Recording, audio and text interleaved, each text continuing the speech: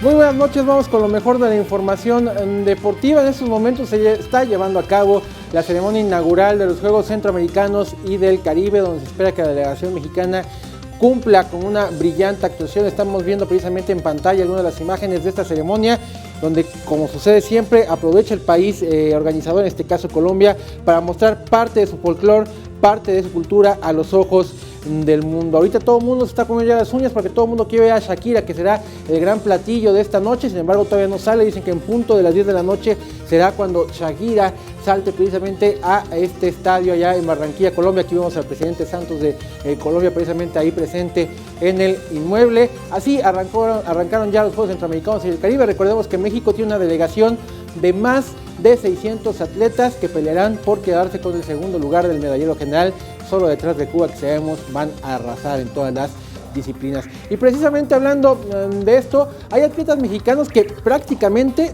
solo que pasara un milagro o una gran sorpresa, no ganarían la medalla de oro. ¿De quién se trata? Vamos a ver. Este jueves arrancaron los 23 Juegos Centroamericanos y del Caribe, que se celebrarán en Barranquilla, Colombia.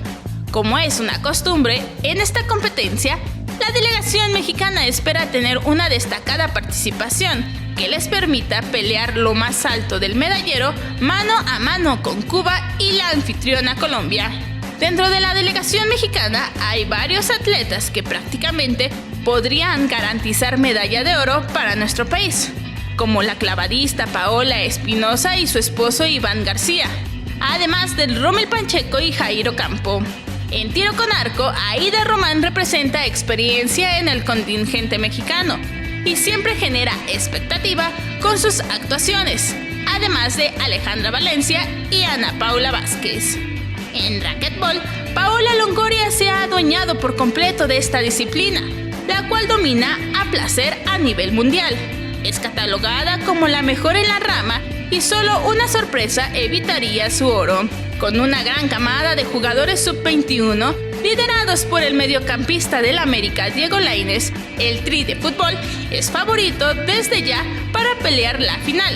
Mientras que en tiro, la abanderada de la delegación mexicana, Alejandra Zavala, quiere refrendar la medalla de oro conseguida hace 4 años en la modalidad de pistola de aire de 10 metros. Liliana Ibáñez es la esperanza y una de las grandes promesas de medalla dorada para la natación mexicana. Con 14 años de experiencia en el alto rendimiento y poseedora de 11 récords nacionales, espera ser la rival a vencer. Vianey Zárate, 21 Noticias.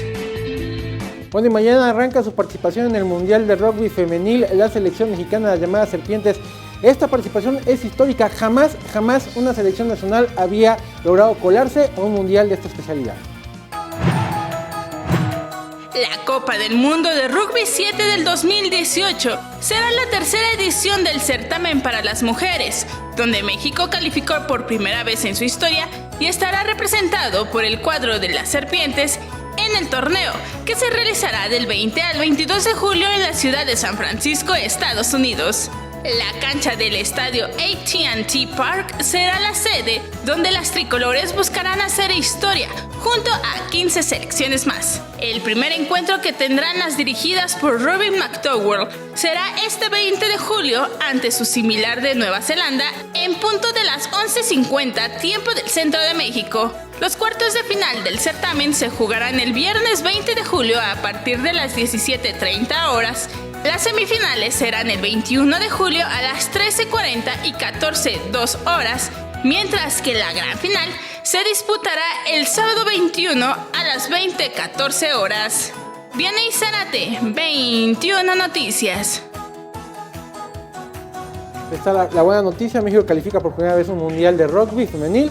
La mala, debuta frente a Nueva Zelanda, que es la potencia mundial. Es como enfrentaba a Brasil, imagínate, en el fútbol. O sea, no hay mucha esperanza porque es eliminación directa, no es de grupo. O sea, mañana pierden Día de hoy. Bueno, ya estuvieron ahí, ya hicieron historia. Mañana arranca la apertura 2018, el torneo de la Liga MX con 2 partidos. Vamos a verlos, precisamente los 2 que arrancan mañana. Le ponen acción a un nuevo torneo. Tiburones Rojos de Veracruz a las 7 de la noche en casa frente a Pumas. Y a las 9, Atlas frente a Querétaro. Rápidamente, nada más una lamentable noticia. Falleció el Rayo de Jalisco a los 85 años de edad, un mítico luchador. Max Linares era el hombre que le daba vida a este personaje.